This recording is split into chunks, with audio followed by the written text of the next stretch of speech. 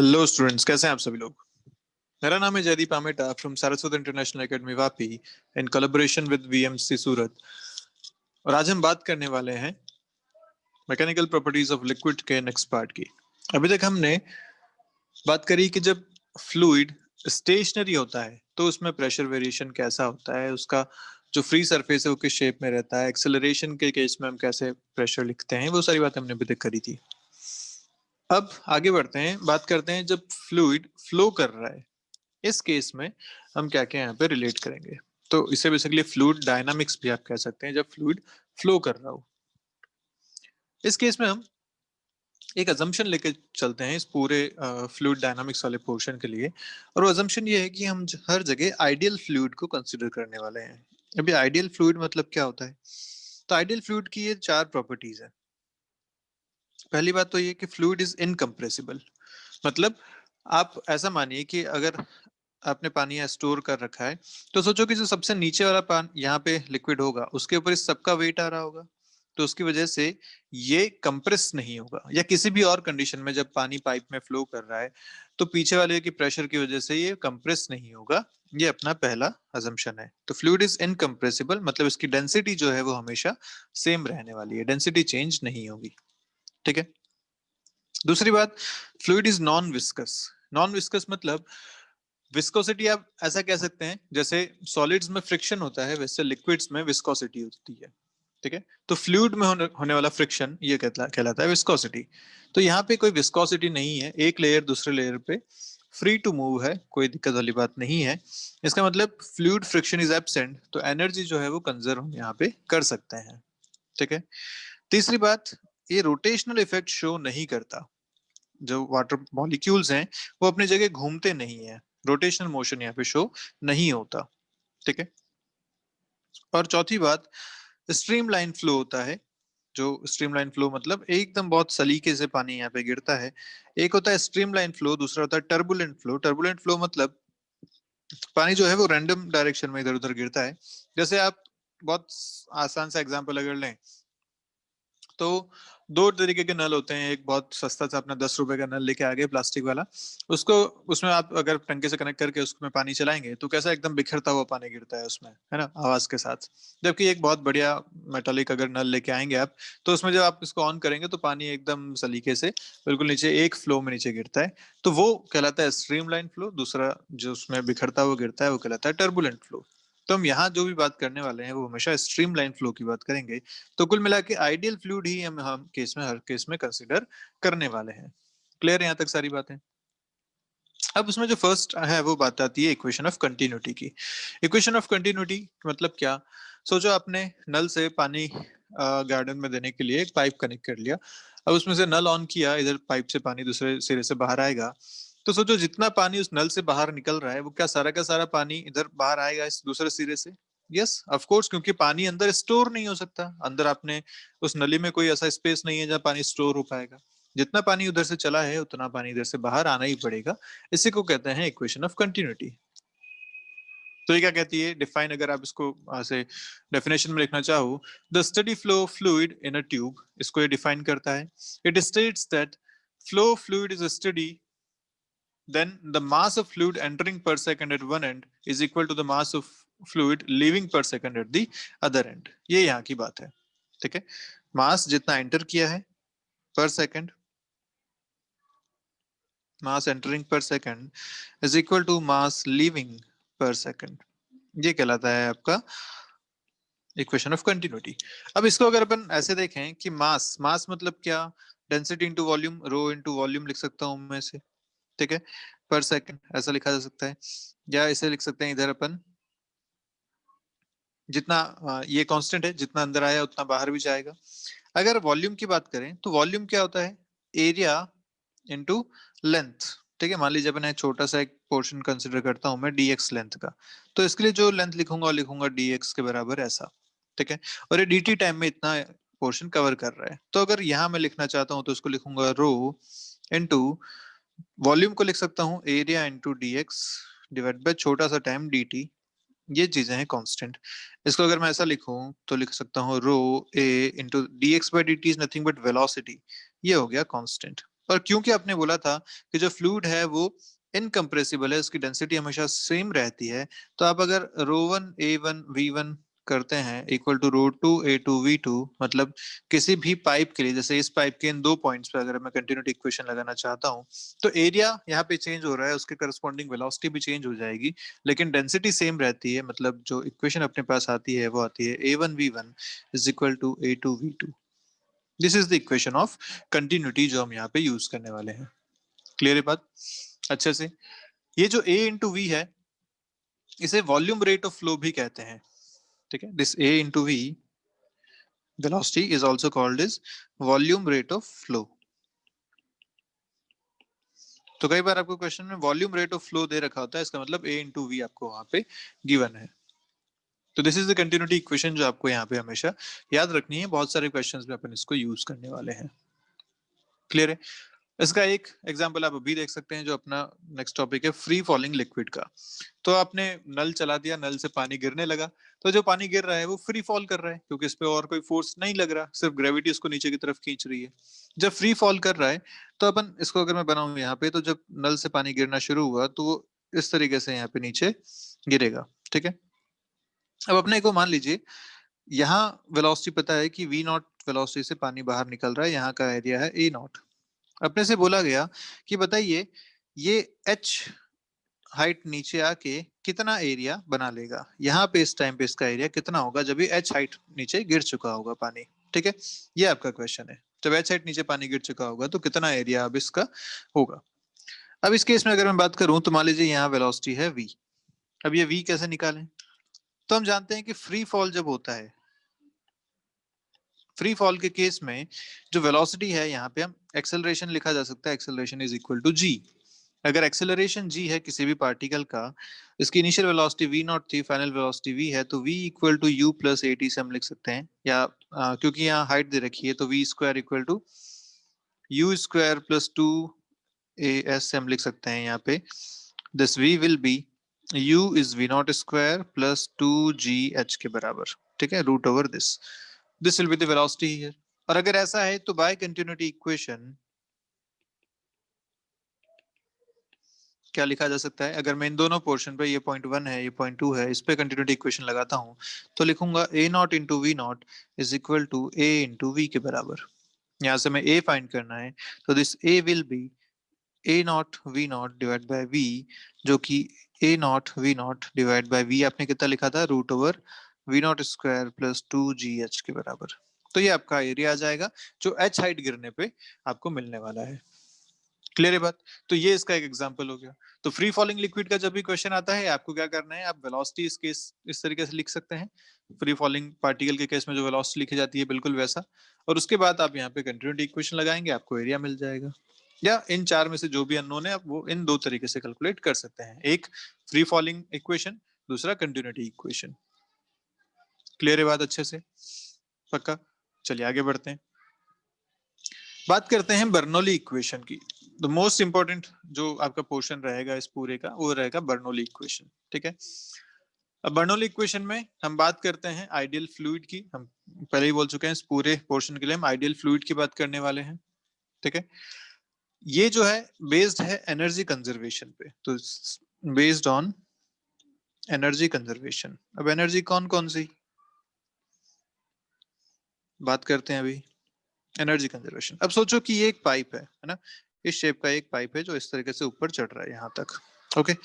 अब अगर इस पाइप में यहाँ पे एरिया A1 है, इस पॉइंट पे एरिया A2 है, यहाँ अगर फ्लूइड की वेलोसिटी V1 थी, यहाँ बाहर आते हुए फ्लूइड की वेलोसिटी अगर V2 है, यहाँ जो प्रेशर है पीछे वो P1 है, और यहाँ जो प्रेशर बाहर से लग रहा है वो प्रेशर P2 लग रहा है, और इन दोनों की जो हाइट का डिफरेंस है वो, अगर ये हाइट H1 है रेफरेंस से और ये हाइट H2 है, ठीक है, तो इन सारी चीजों को अपने को यहाँ पे रिलेट करना है। ये जो रिलेशन आएगा वो कहलाएगा बर्नौली इक्वेशन।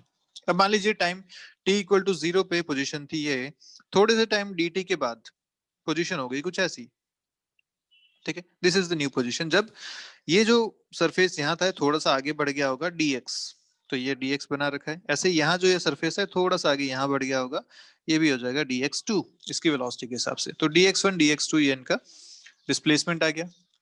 इसके करस्पॉन्डिंग अपन इनके मासेस लिख पाएंगे, और हमें पता है बाहर से प्रेशर P2 लग रहा है, ये टाइम कब है T प्लस dt का एक छोटे से टाइम इंटरवल के बाद। अब हमें बर्नौली इक्वेशन जो प्रूव करनी है वो हम जानते हैं है एनर्जी कंजर्वेशन की इक्वेशन। तो एनर्जी कंजर्वेशन इक्वेशन कैसे लिखें, तो सीधा सा तरीका है, एनर्जी यहाँ कौन कौन सी चेंज हो रही है भाई। पहली बात तो इसकी पोटेंशियल एनर्जी, जो पहले यहाँ था अब ये यहाँ पहुंच चुका है, मतलब पोटेंशियल एनर्जी में चेंज हुआ। दूसरा काइनेटिक एनर्जी, यहाँ स्पीड v1 थी, यहाँ स्पीड v2 थी, इसके करस्पॉन्डिंग काइनेटिक एनर्जी चेंज हो जाएगी। और प्रेशर के अगेंस्ट यहाँ पे वर्क डन हो रहा है, वो वाला वर्क डन भी अपने को यूज करना पड़ेगा। तो अगर इसको अपन सॉल्व करें तो सबसे पहले अपन मास लिखते हैं, डीएम मास कितना लिखे हैं। तो मैं इसके करस्पॉन्डिंग अगर dm1 लिखता हूँ, जो यहाँ वाला एलिमेंट है इसके करस्पॉन्डिंग इसका जो मास है वो है dm1 के करस्पॉन्डिंग। तो dm1 में लिख सकता हूँ यहाँ पे कितना हो जाएगा, डेंसिटी इंटू वॉल्यूम। वॉल्यूम कितना है यहाँ का, A1 एरिया हो गया और dx1 इसकी लेंथ हो गई, तो ये इसका वॉल्यूम हो गया। तो ये कितना हो गया आपका रो dv1 के बराबर। वॉल्यूम ले लिया अपने, छोटा सा वॉल्यूम जो यहाँ शिफ्ट चेंज हुआ होगा, ठीक है। इस डिस्प्लेसमेंट में कितना वर्क हुआ अगर इसकी बात करें अपन, ठीक है, तो वर्क डन इन डिस्प्लेसिंग या वर्क डन बाय प्रेशर अगर बात करें, क्योंकि वही इसको यहाँ डिस्प्लेस कर रहा है, तो work done in this displacement dx1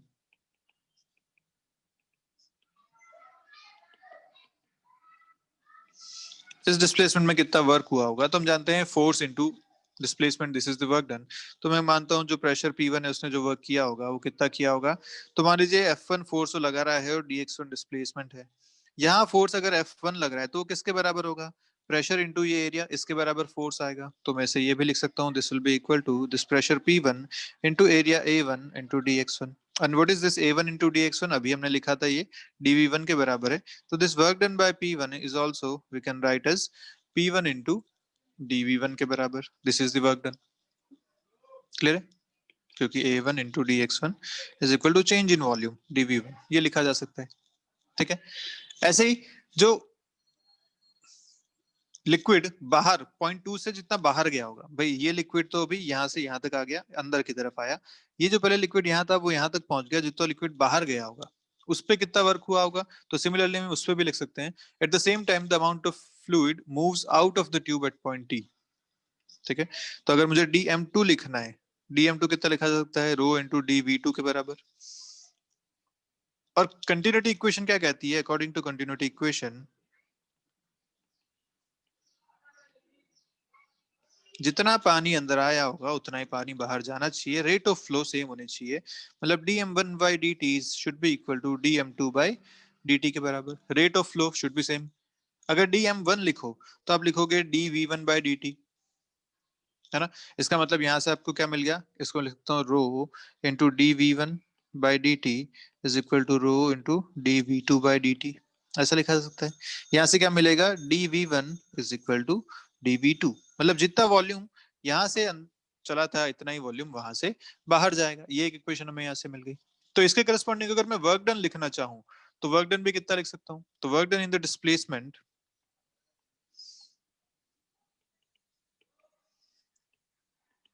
work done in the displacement dx2, अगर वो लिखना है मुझे, ऊपर वाला जो यहाँ पे वर्क डन हो रहा है, इस डिस्प्लेसमेंट में जो वर्क डन हो रहा है वो कितना हो जाएगा, यहाँ जो प्रेशर लग रहा है उसकी वजह से फोर्स F2 इंटू dx2, ये यहाँ का वर्क डन हो जाएगा।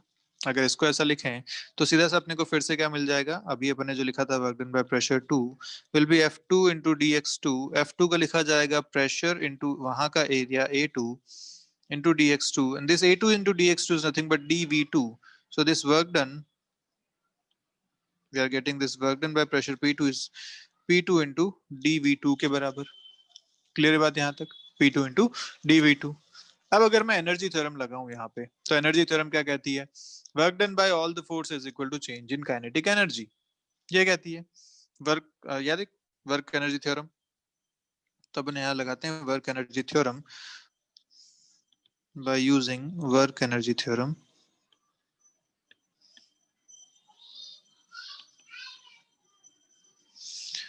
Work done by all the forces या net work done is equal to change in kinetic energy, ये होता है।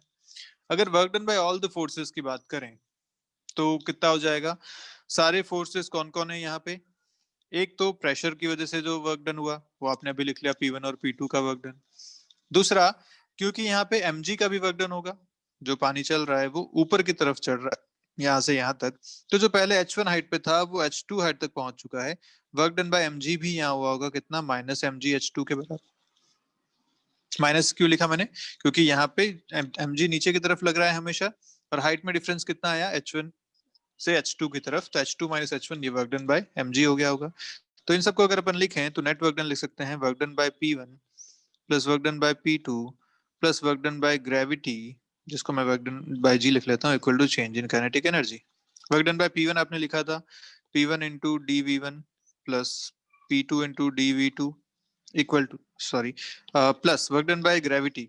वर्क डन बाय ग्रेविटी कितना है, माइनस mgh। m को आप कितना लिखोगे, m should be rho into dV, ठीक है, जो चेंज इन वॉल्यूम हुआ दिस विल बी dm, और यहां से अपन लिख सकते हैं into g into H2 minus H1 के बराबर, ये हो गया आपका work done, equal to change in kinetic energy. Change in kinetic energy कैसे लिखा जाएगा, तो हाफ एम वी स्क्वायर पहले थी, half m v two square बाद में थी, तो चेंज इन काइनेटिक एनर्जी अपन यहाँ से लिख सकते हैं half into rho into d v into v two square minus half into rho into d v into v one square, half m v two square minus half m v one square, इस तरीके से इसको लिखा जा सकता है।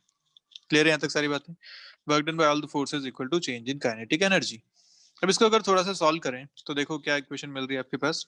यहाँ से dv अपन ने प्रूव कर लिया था कि ये दोनों dv बराबर हैं, इसको अपन dv बोल देते हैं, ठीक है। तो यहाँ से देखिए सब तरफ से dv कैंसिल हो जा रहा है, हर जगह dv है, ये dv dv dv dv और dv ये सारे कैंसिल हो गए, इनको हटा दो। क्या बचा आपके पास फाइनली, यहाँ से बचता है p1 प्लस p2,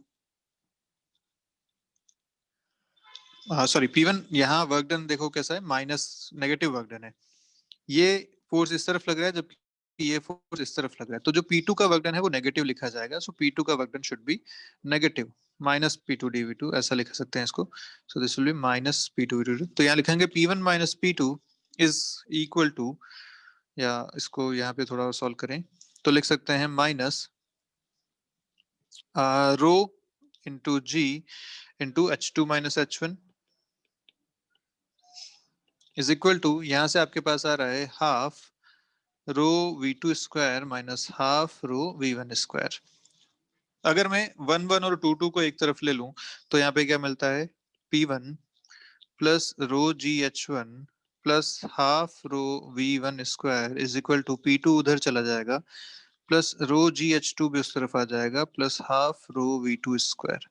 ये जो आपके पास इक्वेशन बन रही है, देखिए यहाँ पे ध्यान से, दोनों तरफ सेम आपके पास कंपोनेंट्स आ रहे हैं, तो मैं इसको ऐसा लिख सकता हूँ, this is equal to p plus rho ji h plus half rho v square is equal to constant. तो किन्हीं भी दो पॉइंट के लिए आप ये इक्वेशन यूज कर सकते हैं, this equation is called is Bernoulli's equation. Clear है, ये इक्वेशन आपकी कहलाती है बर्नौलीज इक्वेशन। अब सोचो इसमें अगर मैं रो जी डिवाइड कर दूं पूरी इक्वेशन में, तो यहाँ क्या हो जाएगा, p बाय रो जी, यहाँ हो जाएगा h, और यहाँ क्या हो जाएगा v square by 2g is equal to constant. ये भी एक इक्वेशन का फॉर्म है इसमें। इनको अपन क्या क्या कहते हैं, इनको अपन टर्म देते हैं हेड के टर्म्स पे, ये कहलाता है ग्रेविटेशनल हेड, जो ग्रेविटेशनल एनर्जी का यहाँ पे यूज है, ग्रेविटेशनल हेड। इसे अपन कहते हैं प्रेशर हेड, जो प्रेशर एनर्जी की वजह से यहाँ पे आ रहे हैं, और इसे अपन बोलते हैं वेलोसिटी हेड या वॉल्यूम हेड, वॉल्यूम हेड। ये अपन यहाँ पे सारी बातें करेंगे, ठीक है। v square by 2g, v is velocity, h is height और p प्रेशर हो गया। ये सारी बातें अपन यहाँ पे कर सकते हैं। This equation is Bernoulli's equation. तो आपको ये इक्वेशन बहुत अच्छे से याद रखनी है, बहुत ही इंपॉर्टेंट इक्वेशन है, कई सारी जगह अपन इसको यूज करने वाले हैं। क्लियर है बात अच्छे से, चलिए। तो p plus rho ji h plus half rho v square equal to constant. अगर एक लिक्विड फ्लो कर रहा है या कोई ऑब्जेक्ट अगर किसी फ्लूइड में फ्लो कर रहा है तो रिलेटिव मोशन वहां पे है। इन दोनों ही केसेस में हम हमेशा ये बात कर सकते हैं कि ये इक्वेशन आप यूज करेंगे अगर आइडियल फ्लूइड है, जहां पे प्रेशर, हाइट और वेलोसिटी तीनों के कंपोनेंट्स यहाँ पे आने चाहिए। क्लियर है, एज इट इज इक्वेशन आपको यहाँ पे याद रखनी है। अब इसके एप्लीकेशंस क्या क्या हैं उस बारे में बात करते हैं। बड़े इंटरेस्टिंग एप्लीकेशन है। पहला एप्लीकेशन है इसका मैग्नस इफेक्ट। मैग्नस इफेक्ट बहुत ही इंपॉर्टेंट एप्लीकेशन है। आपने कई बार देखा होगा जो स्विंग कराते हैं क्रिकेट में, बॉल को स्विंग करते हैं बॉलर्स, या स्पिन करते हैं, या फिर जो फुटबॉल आप लोग अगर देखते हैं तो जो किक मारते हैं, बनाना किक जैसा जो जाता है, घूमता हुआ अंदर जाता है, ये सारी चीजें ना मैग्नेस इफेक्ट पे डिपेंड करती हैं। अब इसका क्या तरीका है? तो सिंपल सी बात है, अगर एक बॉल ली, बॉल को आपने घुमाया, ठीक है, और उसको आगे भी वेलोसिटी भी दी और उसको घुमाते हुए भी फेंका, ठीक है, तो क्या होगा इस वजह से? हमने रोटेशन में पढ़ा था कि अगर एक पॉइंट की वेलोसिटी, नेट वेलोसिटी देखी जाए, तो उसकी वेलोसिटी और सेंटर ऑफ मास और उसके घूमने दोनों की वजह से आती है। तो सोचो, अगर इसकी नेट वेलोसिटी यहाँ पे इस डायरेक्शन में है और ये इसके अबाउट घूम भी रहा है, ठीक है, तो नेट वेलोसिटीज कैसे लिखी जाएंगी? नेट वेलोसिटी अपन लिख सकते हैं कि यहाँ की जो नेट वेलोसिटी आएगी इस पॉइंट की, वो कितनी आएगी? v प्लस आर ओमेगा के बराबर। और इस पॉइंट की वेलोसिटी कितनी आएगी यहाँ पे? v माइनस आर ओमेगा के बराबर। ऐसा मिलने वाला है। क्लियर है? या फिर आप इसको अगर उल्टा घुमा दो, जैसा आप यहाँ पे दिखा रखा है, अपन ऑलरेडी नीचे वाले डायग्राम में देख लेते हैं, तो एक पॉइंट की वेलोसिटी इसको मिलेगी v प्लस आर ओमेगा के बराबर, जबकि दूसरे पॉइंट की वेलोसिटी मिलेगी v माइनस आर ओमेगा के बराबर। ये बात हम जानते हैं। अब सोचो, एक पॉइंट की वेलोसिटी इंक्रीज हो गई, दूसरे पॉइंट की वेलोसिटी डिक्रीज हो गई। अगर एक फ्लूइड है, उस फ्लूइड के अंदर ये बॉल रखी हुई है, एक पॉइंट की velocity is v plus r omega ऐसी, और दूसरे पॉइंट की velocity is v minus r omega, ठीक है, इस तरीके से। अगर ये दोनों वेलोसिटीज अपने पास हैं, बर्नौली इक्वेशन अपने को बोलती है p plus rho ji h plus half rho v square is equal to constant. अगर ऐसा है तो सोचो यहाँ पे अपन h दोनों के लिए लगभग कांस्टेंट मान सकते हैं, क्योंकि बॉल की साइज बहुत वेरी नहीं करती, तो इन दोनों के लिए h लगभग लगभग सेम हो जाएगा। तो ये टर्म हटा दो इस इक्वेशन से, बचा क्या आपके पास? p plus half rho v square equal to constant. अब अगर इन दोनों तरफ की वेलोसिटीज की बात करो, तो जितनी इस ऊपर वाले पॉइंट की वेलोसिटी है, उतनी वेलोसिटी से पास वाली एयर को भी अपने साथ खींचेगा, और जितनी इस पॉइंट की वेलोसिटी है, वो भी अपने पास वाली एयर को उतनी वेलोसिटी से खींचेगा। अगर ऐसा है तो जिधर वेलोसिटी ज्यादा होगी, क्या उस तरफ प्रेशर को कम होना चाहिए? क्योंकि ये दोनों चीजें मिलके कांस्टेंट बनती है। तो अगर ये ज्यादा है तो इसको कम होना चाहिए, और अगर ये ज्यादा है तो इसको कम होना चाहिए, तभी ये दोनों मिलके कांस्टेंट हो पाएंगे। सोचो, ऊपर वाली वेलोसिटी है ज्यादा, मतलब ऊपर प्रेशर कितना है? कम। ऐसे ही अगर ये वेलोसिटी है कम, तो यहाँ प्रेशर कितना होना चाहिए? ज्यादा। अगर ऐसा हो गया तो क्या होना चाहिए? यहाँ प्रेशर आपके पास हो जाएगा कम, और यहाँ प्रेशर हो जाएगा आपके पास ज्यादा। अब सोचो, ये जो बॉल है, इस पे नीचे से प्रेशर लग रहा है ज्यादा, P1, और ऊपर से प्रेशर लग रहा है कम, P1 is more than P2। तो क्या होगा? क्या ये बॉल थोड़ी सी ऊपर उठ जाएगी, लिफ्ट हो जाएगी, क्योंकि नीचे से प्रेशर इस पे ज्यादा है? यस। और ये बॉल अगर लिफ्ट हो गई, तो हम देख पा रहे हैं कि अगर इसका एक्चुअल पाथ कुछ ऐसा होता, तो लिफ्ट होने के बाद इसका जो पाथ होगा वो थोड़ा सा और कर्व हो जाएगा। तो ये इसका एक्चुअल पाथ बन जाएगा, उसके बाद कर्व्ड। क्लियर है? इस तरीके से मैग्नेस इफेक्ट काम करता है, जो बॉल की वेलोसिटी पे डिपेंड करता है, किस तरफ प्रेशर ज्यादा होगा, किस तरफ प्रेशर कम होगा। तो सोचो, अगर एक पाथ अगर सिंपल सा ऐसा होता और मुझे अगर इसको इस तरफ घुमाना है, तो आप क्या करोगे? प्रेशर इस तरफ ज्यादा होना चाहिए, तभी आप बोलोगे कि ये इस तरफ घूमेगा। अगर प्रेशर यहाँ पे ज्यादा है, तो इस तरफ की जो वेलोसिटी है वो कम होनी चाहिए। वेलोसिटी कम होनी चाहिए, मतलब आप उसको कैसे घुमाएंगे? वेलोसिटी सेंटर ऑफ मास की इस तरफ है, इस पॉइंट की वेलोसिटी आर ओमेगा पीछे की तरफ होगी, तो नेट वेलोसिटी इस पॉइंट की कम हो जाएगी। ये आपको सारी बातें यहाँ पे देखनी होती है। क्लियर है बात अच्छे से? तो मैग्नेस इफेक्ट आई गेस आपको क्लियर है। वेलोसिटी पे डिपेंड करेगा किस तरफ प्रेशर कितना आएगा, क्योंकि एच अपन इसके लिए ऑलमोस्ट सेम मान सकते हैं, इसलिए वेलोसिटी के करस्पॉन्डिंग अपन इसकी इक्वेशंस बना सकते हैं। ठीक है, जो इसका नेक्स्ट एप्लीकेशन है, जो आप आजकल सैनिटाइजर कर रहे हैं, सैनिटाइज करते हैं हाथ से, तो स्प्रे निकलता है। स्प्रे कैसे आ रहे हैं? या आप जो डीओ छांटते हैं, या बहुत सारे स्प्रे जो आप इधर उधर करते हैं, मच्छर मारने का हो सकता है, या कोई और भी स्प्रे, वो सब स्प्रे हो कैसे रहा है, उस बारे में अगर बात करें, तो एक्शन ऑफ एटोमाइजर, ये भी आप बर्नौली प्रिंसिपल से बता सकते हैं। इसे कैसे बताएंगे? तो इसे बताने का तरीका ये क्या है कि भाई, मीन्स ऑफ मोशन यहाँ पे क्या है? पिस्टन। आप पिस्टन को प्रेस करते हैं तो बाहर स्प्रे निकलता है, ठीक है, ऐसा वहां पे होता है। अब क्योंकि ये सिलेंडर जो है, इसमें हाई स्पीड से एयर पास होती है। अगर ऊपर हाई स्पीड से एयर पास हो रही है, सोचो कि यहाँ जो प्रेशर है वो P है और ऊपर अगर हाई स्पीड से एयर बाहर निकलती है, तो जब एयर की वेलोसिटी बहुत ज्यादा है तो यहाँ प्रेशर कम हो जाएगा। अभी हमने बात करी थी। अगर यहाँ प्रेशर कम हो गया और यहाँ प्रेशर ज्यादा है, तो क्या ये अंदर जो लिक्विड भरा हुआ है, जो सैनिटाइजर अंदर है, वो ऊपर चढ़ जाएगा इस ट्यूब में? यस। और अगर वो एक बार इस ट्यूब में ऊपर चढ़ गया तो इस एयर के साथ साथ वो ड्रॉपलेट्स के रूप में बाहर आ जाएगा। उसी को आप कहते हैं स्प्रे। तो ये भी वही तरीका है। आपने ऊपर एयर को बहुत तेज पास किया, उसकी वजह से यहाँ प्रेशर कम हो गया, प्रेशर कम हो गया तो ये लिक्विड ऊपर चढ़ गया और इस एयर के साथ बाहर आ गया। क्लियर बात? ऐसे ही एरोप्लेन की वर्किंग भी होती है। एरोप्लेन के जो विंग्स होते हैं, उन विंग्स की शेप थोड़ी इस तरीके से होती है। ऐसी विंग्स की शेप होती है। इस वजह से क्या होता है, जब एयर इस पे पास होती है तो एयर यहाँ से जब पास होती है और यहाँ से जब पास होती है, दोनों की वेलोसिटी में डिफरेंट आ जाता है। इस शेप की वजह से यहाँ ऊपर वाली वेलोसिटी इंक्रीज हो जाती है। जब वेलोसिटी इंक्रीज होती है तो प्रेशर कम हो जाता है, और नीचे जो वेलोसिटी है वो ज्यादा है, इसकी वजह से प्रेशर, सॉरी, नीचे जो वेलोसिटी है वो कम है, इसकी वजह से प्रेशर ज्यादा है। जब नीचे प्रेशर ज्यादा लग रहा है, ऊपर से प्रेशर कम लग रहा है, तो ये धीरे धीरे लिफ्ट कर जाता है। क्लियर है बात? तो इस मैग्नस इफेक्ट पे ही आप कह सकते हैं, या सॉरी, बर्नौली इक्वेशन से ही आप इस प्लेन की जो लिफ्ट होने की कंडीशन है वो भी आप यहाँ पे बता सकते हैं। क्लियर है बात अच्छे से? पक्का? चलिए देखते हैं इस पे एक क्वेश्चन। तो बड़ा आसान सा क्वेश्चन आपके सामने है ये एक।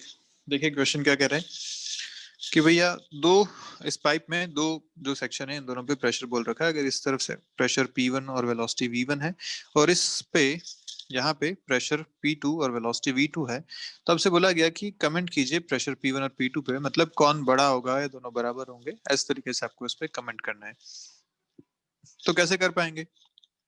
हम जानते हैं कंटिन्यूटी इक्वेशन से। कंटिन्यूटी इक्वेशन क्या कहती है कि अगर A1 into V1 is equal to A2 into V2, दो सेक्शन अगर अपन किसी पाइप में लें तो वहां पे कंटिन्यूटी इक्वेशन इस तरीके से लिखी जा सकती है। अपने को यहाँ पे ये दिख रहा है कि A1 is more than A2, मतलब अगर ये 1 है ये 2 है, तो इस सेक्शन पे जो एरिया है वो ज्यादा है, इस सेक्शन पे एरिया कम है। इसका मतलब ये कि this velocity 1 is less than velocity V2, क्योंकि दोनों इनवर्सली प्रोपोर्शनल होगी। जहां एरिया ज्यादा वहां वेलोसिटी कम। इसलिए आप जब गार्डन में जब पाइप से पानी देते हैं और पाइप को जब आगे से थोड़ा सा थंब से दबा देते हैं तो उसका क्रॉस सेक्शन एरिया आप कम कर देते हैं, इसलिए वेलोसिटी वहां पे इंक्रीज हो जाती है। क्लियर है? तो वही बात यहाँ पे है, वेलोसिटी यहाँ पे हो गई आपकी कम। अब अगर सेक्शन देखें तो ये दोनों का कॉमन सेक्शन है, दोनों के लिए हाइट बराबर है, एच दोनों के लिए सेम है। इसका मतलब बर्नौली अगर थ्योरम लगाएं, बर्नौली इक्वेशन से अगर बात करें, तो क्या लिख सकते हैं बर्नौली इक्वेशन से? P plus rho ji h plus half rho v square equal to constant. और हम जानते हैं कि H दोनों के लिए कॉमन है, इसको हटा दो। जिसके लिए वेलोसिटी ज्यादा उसके लिए प्रेशर कम, तो जहां वेलोसिटी ज्यादा वहां प्रेशर कम, इसका मतलब P1 is more than P2। ये बात क्लियर हो गई? तो ये आपका आंसर आ जाएगा, this pressure 1 should be greater than pressure P2। इस तरीके से आप इसमें बनाएंगे। तो जो भी क्वेश्चंस आपके सामने आते हैं आपको सब में यही करना है, कंटिन्यूटी इक्वेशन और बर्नौली थ्योरम, ये दो आपके पास तरीके हैं, इन्हीं से आपको हमेशा क्वेश्चंस को डील करना है। क्लियर है यहाँ तक सारी बातें अच्छे से? चलिए आगे बात करते हैं Torricelli's laws of efflux, velocity of efflux. ये क्या होता है? तो कुछ नहीं, कोई खास बात नहीं है। बात क्या कहना चाह रहा है भैया, एक बीकर है या एक कंटेनर है जिसमें पानी भरा हुआ है। आपने इस पानी वाले भरे हुए कंटेनर पे आपने साइड वॉल पे कहीं पे एक होल कर दिया, ठीक है? अब वो होल जैसे ही किया, पानी बाहर फ्लो होगा। आपसे यही पूछा गया है कि ये जो पानी बाहर फ्लो हो रहा है इसकी वेलोसिटी कितनी है। तो ई फ्लक्स जो होता है वो एक्चुअली वही है कि बाहर फ्लो होते हुए पानी की वेलोसिटी कितनी होनी चाहिए। क्लियर है बात? अब इसको अगर सॉल्व करें तो कैसे कर सकते हैं? हम जानते हैं पहली इक्वेशन कंटिन्यूटी इक्वेशन, दूसरी बर्नौली इक्वेशन, यही दो बातें हैं अपने पास। अगर कंटिन्यूटी इक्वेशन यहाँ पे लगाते हैं, ठीक है, फर्स्ट जो ये केस दे रखा है इसमें कंटिन्यूटी इक्वेशन यूज करते हैं। तो कंटिन्यूटी इक्वेशन क्या कहती है? ऊपर का जो एरिया है ए, ठीक है, या उसको A1 मान लीजिए, लेट्स से A1, और वेलोसिटी वहां पे है V1, this velocity is V1, यहाँ का एरिया है A1। यहाँ का एरिया अगर A2 है और ये वेलोसिटी V2 है जो अपन कैलकुलेट करना चाहते हैं, ठीक है? तो A1V1 should be equal to A2V2। ये बात तो क्लियर है अपने को अच्छे से। अब यहाँ पे जो क्रॉस सेक्शनल एरिया है होल का वो बहुत ही छोटा है। हमने जो होल किया है वो मान लीजिए पिन होल किया हुआ है यहाँ पे। अगर पिन होल किया है तो this A1 is much much greater then this A2। ये बात क्लियर है आपको? A1 is much much greater then this A2। अगर ऐसा है तो बोल सकते हैं कि V1 जो है वो V2 से बहुत छोटा होगा। क्लियर बात है? V1 should be much much less than this V2। इसका मतलब ये हो गया कि जो V2 है या V2 minus V1 is approximately equal to V2, ऐसा हम बोल सकते हैं। क्लियर है? या उसके V2 के कंपेयर में अपन V1 को नेग्लेक्ट कर सकते हैं। ये बात यहाँ पे अपन बोली जा सकती है। अब अगर मैं बर्नौली इक्वेशन यूज करता हूँ तो बर्नौली थ्योरम क्या कहती है? बर्नौली थ्योरम के हिसाब से बोलूंगा यहाँ पे प्रेशर ऊपर था एटमॉस्फेरिक प्रेशर P0 प्लस वहां का जो रो जी एच है तो रो जी कैपिटल एच, अपन यहाँ से एच हाइट कंसिडर कर रहे हैं नीचे से, तो एच हाइट वहां पे है प्लस वहां की स्पीड कितनी है हाफ रो V1 स्क्वायर। ये ऊपर वाला केस हो गया। यहाँ पे अपन ने लग दी बर्नौली। अब यहाँ पे लगाते हैं इक्वल टू दिस, तो इक्वल टू यहाँ का प्रेशर कितना है? तो हम जानते हैं कि जब लिक्विड में आते हैं तो प्रेशर की अगर बात करें तो यहाँ पे बाहर की तरफ अगर मैं लगाता हूँ तो यहाँ भी एटमॉस्फेरिक प्रेशर है P0। ठीक है, इधर भी एटमॉस्फेरिक प्रेशर P0, तो यहाँ भी लिखूंगा P0 प्लस इस बार आप कितना हाइट पे हैं? आप इस बार हाइट पे हैं रो जी एच माइनस एच के बराबर, क्योंकि इस बार आप हाइट देखेंगे यहाँ तक की ये height which is rho ji h minus h plus यहाँ की वेलोसिटी कितनी है हाफ रो V2 स्क्वायर, यहाँ की वेलोसिटी हो जाएगी। दोनों तरफ P0 तो कैंसिल हो गया, सॉरी रोजी कैपिटल एच दोनों तरफ से कैंसिल हो गया। बचा इधर से half rho V1 square is equal to minus rho ji h plus half rho V2 square. ये बचा। हम पहले ही बोल चुके हैं कि जो V1 है वो V2 के कंपैरिजन में बहुत छोटा है, इसे आप ऑलमोस्ट नेग्लेक्ट कर सकते हैं। तो यहाँ से आपके पास जो आता है rho ji H is equal to half rho V2 square. यहाँ से जो V2 मिलता है वो कितना मिलता है √2 GH के बराबर। क्लियर है बात? तो this is the velocity of E flux in this case, जब एरिया का कंपैरिजन हम इस तरीके से कर सकते हैं। ठीक है, जब एरिया ऊपर वाला बहुत बड़ा है, जो पिन होल आपने किया उसका एरिया बहुत छोटा है, तो इस तरीके से यहाँ कंपैरिजन किए जा सकते हैं। क्लियर है दोनों बातें अच्छे से? पक्का? अब अगर मैं बात करता हूँ कि इसकी रेंज कितनी मिल रही है आपको, तो वेलोसिटी अपने को पता चल गई। अब अपने को देखनी है इसकी रेंज। तो रेंज कैसे पता करें? रेंज अपन ये बता सकते हैं कि कितना टाइम में उसको नीचे गिरने में लग रहा है। जितना टाइम नीचे गिरने में लग रहा है उसके हिसाब से आप रेंज बता पाएंगे। तो मान लीजिए ये अभी h माइनस एच हाइट पे है यहाँ से यहाँ तक, तो अब सिचुएशन कैसी होगी? रेंज निकालने के लिए अपन ये कर सकते हैं कि एक पार्टिकल है, उसको आपने इस V2 स्पीड से फेंका है, ये अभी यहाँ से h माइनस एच हाइट पे है, तो इसके लिए बताइए रेंज कितनी होगी? ये आपका क्वेश्चन है। प्रोजेक्टाइल में से बहुत सारे क्वेश्चन किए हुए हैं अपन ने। Range should be equal to V2 into t. Horizontal direction में कोई एक्सेलरेशन नहीं होता, रेंज U इंटू टी हो जाएगी, V2 इंटू टी। टी कैसे निकालें? तो नीचे गिरने में जो टाइम लगा है टी कितना लगता है √2h/g के बराबर। हम ऑलरेडी बात कर चुके हैं ये, तो ये हो जाएगा टाइम √2h/g। इस टाइम के हिसाब से अगर रेंज देखो तो मिलता है आपको V2 into T. V2 is √2gh into root over 2h minus H by G के बराबर। This will be your range. कोई दिक्कत वाली बात नहीं। इसको थोड़ा सा अगर और सॉल्व कर लें तो √g कैंसिल हो जा रहा है, 2 बाहर आ जाएगा तो रेंज आ जाएगा आपके पास 2 root over h minus, sorry अपन ने यहाँ पे गड़बड़ कर दी, ये √2 स्मॉल h है ना, तो स्मॉल h यहाँ पे लिखेंगे, तो h capital H minus small h। This will be the range of the efflux. इतना दूर आके ये पार्टिकल गिरेगा। क्लियर है बात यहाँ से अच्छे से? अब सोचो कि अगर मैं ये होल जो किया है इसको h हाइट पे करता तो कोई दिक्कत होती है क्या?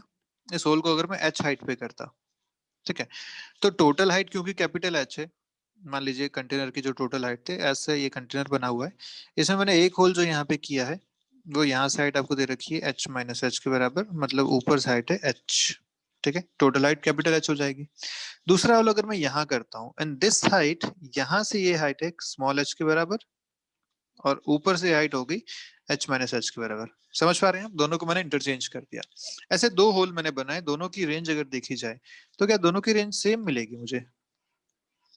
सोचो इस फॉर्मूला से, आप चाहे यहाँ पे h की जगह h माइनस एच रख के देख लो, तो ये जो पूरी चीज है वो h बन जाएगी, मतलब रेंज सेम मिलेगी। तो आप ये कह सकते हैं कि जो रेंज है वो दो होल्स के करस्पॉन्डिंग सेम मिल रही है। आप चाहे होल को ऊपर से h हाइट पे करो या h माइनस एच हाइट पे करो, दोनों के करस्पॉन्डिंग रेंज सेम मिलने वाली है। क्लियर बात? ऑब्वियसली वेलोसिटी अलग अलग होगी। यहाँ के जब आप वेलोसिटी लिखेंगे तो लिखेंगे √2g h माइनस एच के करस्पॉन्डिंग, और यहाँ की जो वेलोसिटी आप लिख रहे हैं वो लिख रहे हैं √2g h के करस्पॉन्डिंग। तो ऑब्वियसली वेलोसिटीज अलग अलग आएंगी, पर रेंज दोनों की सेम आएगी, क्योंकि दोनों को गिरने में टाइम अलग अलग लगने वाला है। तो रेंज सेम कब कब आ सकती है? आप ऊपर से h हाइट पे होल कीजिए या h माइनस एच हाइट पे होल कीजिए, दोनों के करस्पॉन्डिंग रेंज आपको सेम मिलने वाली है। यही आपको यहाँ डायग्राम में दिखा भी रखा है। इस डायग्राम में दोनों की करस्पॉन्डिंग रेंज सेम आ रही है। क्लियर है अच्छे से? पक्की बात? चलिए, अच्छा यहाँ से आर मैक्सिमम कितना आ सकता है? मैक्सिमम आर कितना हो सकता है, सोचो। तो आर आपने अभी यहाँ से कैलकुलेट कर लिया, दिस इज रेंज। मुझे निकालना है आर मैक्स। आर मैक्स कितना हो सकता है, इस बारे में बात कीजिए। तो आर मैक्स निकालने का तरीका क्या होता है? मेरे पास आर है 4 टाइम्स एच माइनस एच के बराबर, यह है। क्लियर? अब अगर मैं आर मैक्स निकालना चाहता हूं तो मुझे पता है कि मुझे डिफरेंशिएट करके जीरो करना चाहिए, तो मैं डिफरेंशिएट करता हूं इसको by d h equal to zero. ऐसा मुझे देखना है कि मैं किस हाइट पे होल करूं, एच को मैं कितना रखूं, किस हाइट पे होल करूं कि जिसके करस्पॉन्डिंग मुझे रेंज मैक्सिमम मिल जाए। ये मेरा निकालने का ये है क्वेश्चन, ये है कि किस रेंज किस हाइट पे मुझे होल करना चाहिए। तो मैंने इसको डिफरेंशिएट करके जीरो करता हूं, तो डिफरेंशिएशन जब करते हैं तो लिख सकता है 4 अंदर u इंटू वी, मल्टीप्लाई वाला रूल यहाँ पे बन रहा है डिफरेंशिएशन में। क्या होता था रूल? फर्स्ट का करो सेकंड को एज इट इज रहने दो, प्लस सेकंड को करो फर्स्ट को एज इट इज रहने दो। ठीक है, इज इक्वल टू जीरो। ये आपका बन रहा है। यहाँ से देखें तो 4 टाइम्स, ये 4 तो चला गया जीरो में, इधर से आपके पास बचा h minus h is equal to h. यहाँ पे h बनता है h/2 के बराबर। तो आप अगर हाफ हाइट पे होल करते हैं तो रेंज मैक्सिमम मिलती है, और कितनी मिलती है? तो आर मैक्स आप यहाँ से लिख सकते हैं फॉर्मूला में डाल के। इसमें h की जगह आप h/2 डाल दीजिए, 2 टाइम्स रूट ओवर h की जगह डाल दिया capital h/2, h minus capital h/2। Formula में स्मॉल h की जगह डाल दिया मैंने कैपिटल h/2। कितना मिल रहा है देखिए, ये आपको मिल रहा है अंदर से h/2 इंटू h/2, मतलब बाहर आ जाएगा h/2, आया h के बराबर। तो जो मैक्सिमम रेंज हो सकती है वो h के बराबर हो सकती है। वो किस पोजीशन पे होगी? जब आप होल करेंगे h/2 हाइट पे, तब आपको मैक्सिमम रेंज मिलेगी, वो भी होगी इस बीकर की, इस कंटेनर की हाइट के बराबर। इतना ही मैक्सिमम इससे रेंज हो सकती है, उससे ज्यादा रेंज नहीं पॉसिबल है। क्लियर है सारी बातें यहाँ तक अच्छे से? पक्का? चलिए आगे बढ़ते हैं, देखते हैं क्वेश्चन क्या कह रहा है। क्वेश्चन कह रहा है कि एक सिलेंड्रिकल वेसल है यहाँ पे रखा हुआ है इस तरीके से, जिसकी रेडियस है 1 metre, rest on platform 5 metre high. तो ठीक है, प्लेटफॉर्म पे रखा हुआ है जिसकी हाइट 5 मीटर दे रखी है। Initially the tank is filled with water up to a height of 5 metre. पानी भी इसमें 5 मीटर तक भर दिया यहाँ से यहाँ तक। A plug whose area is 10⁻⁴मीटर स्क्वायर। यहाँ पे एक प्लग लगा हुआ था जिसका एरिया ए नॉट आपको दे रखा है 10⁻⁴मीटर square, is removed from an orifice on the side of the tank at the bottom. यहाँ से इसको रिमूव कर दिया तो पानी बाहर निकलना शुरू हो जाएगा। अब ऑब्वियसली ये रेडियस 1 मीटर है, तो ये जो एरिया होगा A is much much greater than A naught होगा। ये बात यहाँ समझ में आ गया, क्योंकि इसका एरिया 10⁻⁴ है और इसका एरिया बहुत बड़ा आने वाला है। ठीक है, तो ये कंडीशन तो अपने को पता चल गई कि अपन यहाँ पे यूज कर सकते हैं। पूछा है आपसे initial speed with which the water flows from the orifice. ठीक है, यहाँ से इनिशियल स्पीड कितना है, वी नॉट, यहाँ से कितना होगा। दूसरी बात, initial speed with which the water will strikes the ground. जब पानी यहाँ पहुंच रहा है तो कितनी स्पीड से टकरा रहा है, ये आपसे पूछा गया है। दूसरी बात, तीसरी बात, time taken to empty the tank to half its original volume. अगर ये t इक्वल टू 0 टाइम पे था, तो जब पानी का लेवल यहाँ पहुंच जाएगा हाफ पे, तो टाइम कितना होगा, ये आपसे पूछा गया। ये 5/2 नीचे डूब गया, अब यहाँ तक पानी है बस, तो कितना टाइम इसको लगा हाफ एम्प्टी करने में। और चौथी बात, क्या ये जो टाइम आया एम्प्टी द टैंक करने का, वो स्टैंड की हाइट पे डिपेंड करता है, इस हाइट पे डिपेंड करता है। ये आपसे 4 क्वेश्चन यहाँ पे पूछे गए हैं। तो पहले 2 क्वेश्चन तो बहुत आसान है। देखिए क्या करना है। फर्स्ट जो आपसे पूछा गया इनिशियल स्पीड, तो हम जानते हैं क्योंकि जो एरिया है A is much much greater than A naught है, हम सीधा सीधा यूज कर सकते हैं इनिशियल स्पीड जिससे बाहर आ रहा है this v nought should be equal to root two g h के बराबर। क्लियर है? या कैपिटल एच इसको ले लेते हैं क्योंकि बॉटम पे ही है एकदम। This is h capital h 5 metre. ठीक है, इससे ये पानी बाहर आएगा और कितना से आएगा तो हो जाएगा रूट 2 × 10 × 5, ये आ जाएगा 10 मीटर पर सेकंड से। तो जो पानी बाहर आएगा वो 10 मीटर पर सेकंड से बाहर आएगा। एक क्वेश्चन तो हो गया। दूसरा आपसे पूछा गया जब वो पानी यहाँ टकराएगा तो कितनी स्पीड से टकराएगा, ये v कितना होगा। क्लियर है? अब हम जानते हैं कि जब पानी गिर रहा है तो हॉरिजॉन्टल स्पीड में तो कोई चेंज नहीं होने वाला, ये तो v नॉट ही रहने वाली है हर समय। वर्टिकल स्पीड जो यहाँ इसकी 0 थी वो नीचे आते आते कुछ हो जाएगी, क्योंकि नीचे आ रहा है g लग रहा है, वो स्पीड थोड़ी सी इंक्रीज हो जाएगी। कितनी हो जाएगी वो अपने को कैलकुलेट करना है। तो वर्टिकल डायरेक्शन में अगर स्पीड देखें इसकी v इन वर्टिकल डायरेक्शन अगर देखा जाए तो कितना हो जाएगा, इसको हम लिख सकते हैं this will be v square equal to u square plus 2a से v in vertical is equal to u in vertical 0 था प्लस 2g इसका 10 है और h कितना है 5 मीटर, क्योंकि ये पानी जो यहाँ से चलना शुरू हुआ था वो अब यहाँ पहुंच चुका है इस पे। तो यहाँ से यहाँ तक इसने कितना डिस्टेंस ट्रैवल किया, 5 मीटर के बराबर डिस्टेंस ट्रैवल किया। नीचे g इसका एक्सेलरेशन है, इनिशियल स्पीड 0 है, फाइनल स्पीड ये v अपने को निकालनी है। ठीक है, दिस इज v वर्टिकल। तो ये कितना आ रहा है देखिए ध्यान से, v वर्टिकल भी आपको मिल रहा है √2 × 10 × 5 अगेन 10 मीटर पर सेकंड। तो ये भी आपको मिला 10 के बराबर, v नॉट भी आपको मिला 10 के बराबर। आपको निकालना है अब v। तो हम जानते हैं कि जब दो वेक्टर्स ऐसे हैं, एक 10 ये है एक 10 ये है और v इन दोनों का रिजल्टेंट है, तो v कितना हो जाएगा, तो फाइनल स्पीड v आपके पास आ जाएगी 10√2 के बराबर, 10√2 मीटर पर सेकंड। हम जानते हैं जब दो वेक्टर 90 पे होते हैं तो इस तरीके से इनको सॉल्व कर सकते हैं। √10 स्क्वायर प्लस 10 स्क्वायर 10√2 मीटर पर second will be the velocity जिसके साथ यहाँ पे स्ट्राइक कर रहा है। क्लियर? अब आते हैं तीसरे इसके पार्ट पे। तीसरा पार्ट क्या कह रहा है इसका कि भाई जब ये पानी हाफ हो जाए कितना टाइम उसमें इसको लगने वाला है। अब देखो यहाँ पे एक दिक्कत ये है कि ये लीनियरली वेरी नहीं करता, क्योंकि हम जानते हैं कि जैसे जैसे पानी वहां से कम होगा वैसे वैसे इस पानी के निकलने की स्पीड भी कम हो जाएगी, क्योंकि ये स्पीड किस पे डिपेंड करती है, पानी की हाइट पे। √2gh आपने यहाँ पे लिखा। जैसे जैसे पानी कम होगा ये h कम होता रहेगा और उसके हिसाब से स्पीड भी कम होती रहेगी। तो यहाँ पे लगातार स्पीड वेरी कर रही है, इस वजह से हम सीधा अपना आंसर यहाँ पे नहीं बता पाएंगे कि कितने टाइम में खाली हो जाएगा। हमें क्या करना पड़ेगा, यहाँ पे इंटीग्रेशन मेथड यूज करना पड़ेगा।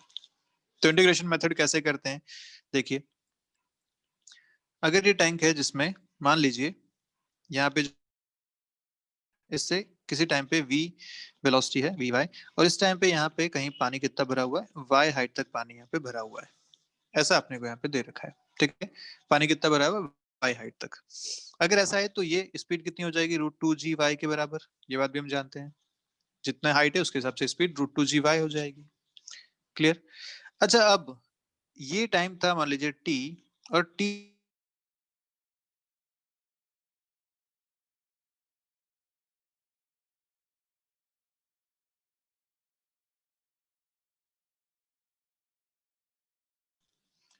आई गेस शायद आपकी यहाँ आवाज मिस हो गई थी, तो मैं फिर बता देता हूँ। मैंने बोला था कि अगर ये किसी टाइम t पे इस पोजीशन पे है y लेंथ पे, मान लीजिए थोड़े से टाइम बाद dt टाइम बाद ये लेवल यहाँ आ जाता है।